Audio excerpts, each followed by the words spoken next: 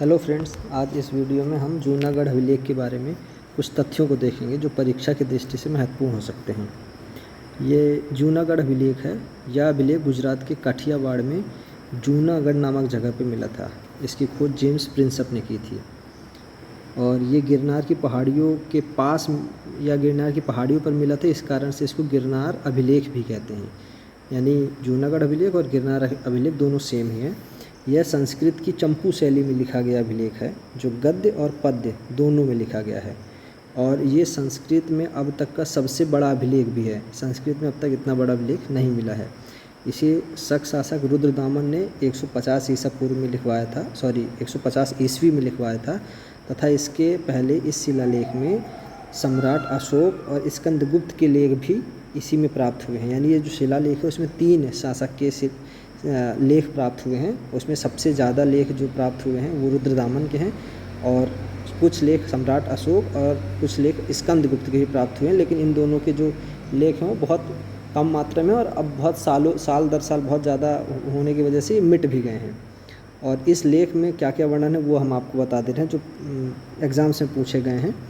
इस लेख में सुदर्शन झील के बारे में चर्चा की गई है। सुदर्शन झील के पुनर्निर्माण के बारे में चर्चा की गई। इसमें ये जो शासक है रुद्रदामन ने बताया है कि उसने सुदर्शन झील का पुनर्निर्माण करवाया और पुनर्निर्माण के क्रम में उसने जनता से कोई टैक्स नहीं लिया।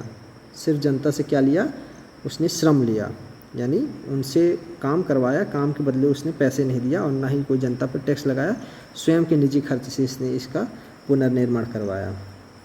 एक और इम्पोर्टेंट चीज़ है, जो इस अभिलेख में चंद्रगुप्त मौर्य का पहली बार ये नाम, चंद्रगुप्त मौर्य जो है वो नाम पहली बार इसी अभिलेख में मिलता है, क्योंकि इसके पहले जो चंद्रगुप्त को नाम जिस नाम से जाना जाता है, यूनानी साहित्य में उसे जिस नाम से बुलाया जाता है वो सेंड्रोकोट्स और एंड्रोकोट्स थे और पहली बार इसी अभिलेख में चंद्रगुप्त मौर्य का नाम का उल्लेख मिलता है।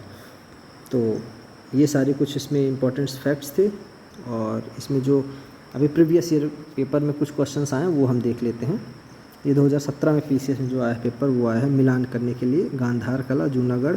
इसमें एक जूनागढ़ भी है और मिलिंद पन्हो और तक्षशिला लेख। तो ये मैच द फॉलोइंग आया। और 2014 में ये पूछा था, बिना बेगार के किसने सुदर्शन झील का जीर्णोद्धार करवाया? तो वो होगा रुद्रदामन प्रथम। काव्य शैली पूछा, काव्य शैली का प्राचीनतम नमूना किसके अभिलेख में मिला है? तो अभी बताया काव्य शैली, और मतलब इसमें गद्य और पद्य दोनों है। ये चंपू शैली है और इसमें प्राचीनतम नमूना यही आप रुद्रदामन के अभिलेख में मिला काठियावाड़ में।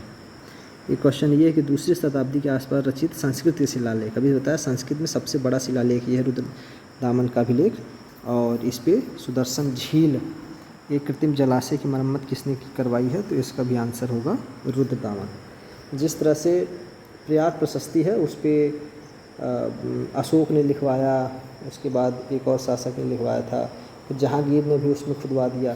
तो कई शासक उसमें साल दर साल उसमें लिखवाते गए। इसी तरह से इसके अभिलेख में भी, काठियावाड़ अभिलेख में 3 लोगों ने, अशोक, स्कंदगुप्त और रुद्रदामन के अभिलेख मिलते हैं। तो ये थी कुछ इम्पोर्टेंट फैक्ट्स। आप कैसा लगा वो बताइएगा। Thank you.